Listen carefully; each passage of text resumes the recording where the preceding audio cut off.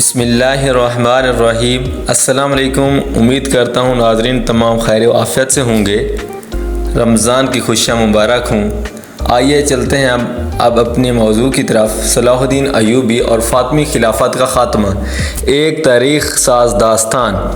ذرا تصور کریں، ایک ایسی خلافت جو 2 صدیوں سے قائم ہے، جو اپنے دور میں شان و شوکت کی علامت تھی، ایک ایسی سلطنت جس کے حکمران خود کو اسلام کا اصل وارث سمجھتے تھے، لیکن اب وہ زوال کے دہانے پر کھڑی ہے۔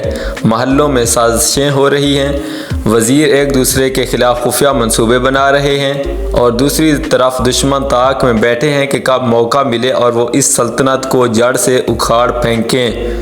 لیکن یہاں ایک اور کہانی بھی چل رہی ہے۔ ایک ایسا شخص جس کا نام تاریخ میں بہادری، فراست اور ایمانداری کی علامت کے طور پر لیا جاتا ہے، صلاح الدین ایوبی رحمۃ اللہ علیہ، ایک کرد سپاہی جو جنگی مہارت میں یکتا تھا، جس کی نیت میں اخلاص اور جس کے دل میں امت کی سربلندی کی تڑپ تھی۔ کیا وہ اس کمزور ہوتی سلطنت کو اپنے قابو میں کر پائے گا؟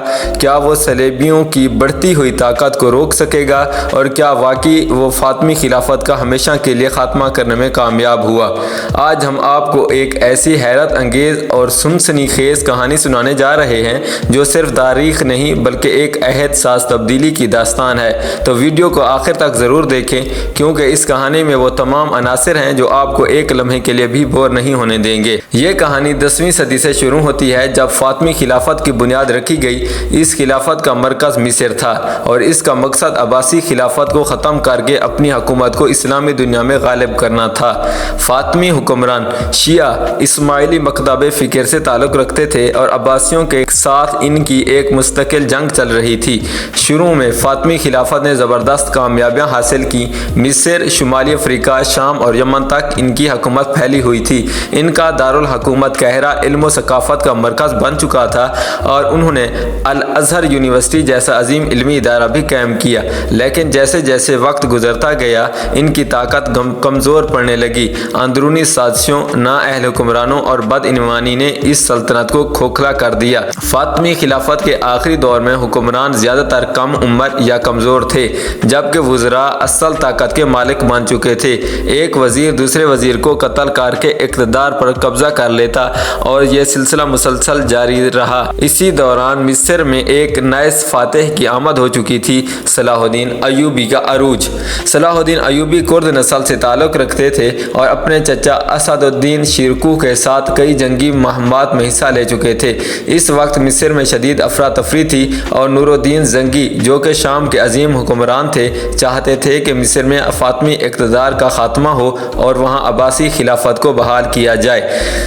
تقریباً سن 1169 عیسوی میں نور الدین زنگی کے حکم پر صلاح الدین کے چچا اسد الدین شیرکوہ مصر پر حملہ آور ہوئے، اور فاطمی وزیر اعظم شاور کو شکست دے کر قتل کر دیا گیا۔ اس کے بعد شیرکوہ کو مصر کا وزیر اعظم بنایا گیا، لیکن چند مہینوں کے اندر ہی ان کا انتقال ہو گیا۔ اب سوال یہ تھا کہ مصر کا اگلا وزیر اعظم کون ہوگا؟ نور الدین زنگی نے صلاح الدین ایوبی کو مصر کا وزیر اعظم مقرر کر دیا، لیکن صلاح الدین صرف ایک رسمی حکمران نہیں تھے، انہوں نے مصر میں بڑی اصلاحات قائم کی، فاطمی خلافت کے اثر و رسوخ کو ختم کیا، فاطمی حکمرانوں کو عملی طور پر بے اختیار کر دیا، مصر میں سنی اسلام کو دوبارہ غالب کیا، عباسی خلافت کی بحالی کے لیے اقدامات کیے۔ سن 1171 عیسوی میں فاطمی خلافت کے آخری حکمران الازد سخت بیمار ہو گئے۔ صلاح الدین نے موقع دیکھ کر عباسی خلیفہ کا خطبہ مصر کی مساجد میں پڑھوانا شروع کر دیا، اور یوں فاطمی خلافت کا باضابطہ طور پر خاتمہ ہو گیا۔ الازد کی موت کے بعد فاطمی خلافت ہمیشہ کے لیے ختم ہو گئی، اور مصر عباسی خلافت کا حصہ بن گیا، جہاں صلاح الدین ایوبی مکمل حاکم بن گئے۔ تقریباً 200 سال پرانی خلافت ہمیشہ کے لیے ختم ہو گئی، اور اس کی جگہ ایک مضبوط اسلامی حکومت نے لے لی۔ صلاح الدین نے عباسی خلافت کو مصر میں دوبارہ قائم کر دیا، جس سے مسلمانوں میں اتحاد پیدا ہوا۔ مصر کی فتح نے صلاح الدین کو وہ طاقت فراہم کی جس کی مدد سے وہ آگے چل کر صلیبیوں سے بیت المقدس مقدس چھیننے میں کامیاب ہوئے۔ صلاح الدین ایوبی نے ایک نئی ایوبی سلطنت کی بنیاد رکھی جو آئندہ کئی سالوں تک اسلامی دنیا کی ایک بڑی طاقت بنی رہی۔ صلاح الدین ایوبی کی حکمت عملی اور بہادری کی بدولت فاطمی خلافت کا ہمیشہ کے لیے خاتمہ ہوا اور اسلامی دنیا میں ایک نئے سنہرے دور کا آغاز ہوا۔ یہ صرف ایک سیاسی انقلاب نہیں تھا بلکہ ایک نظریاتی تبدیلی بھی تھی جس نے مسلمانوں کو متحد کیا اور صلیبی جنگوں میں فتح کی راہ ہموار کی۔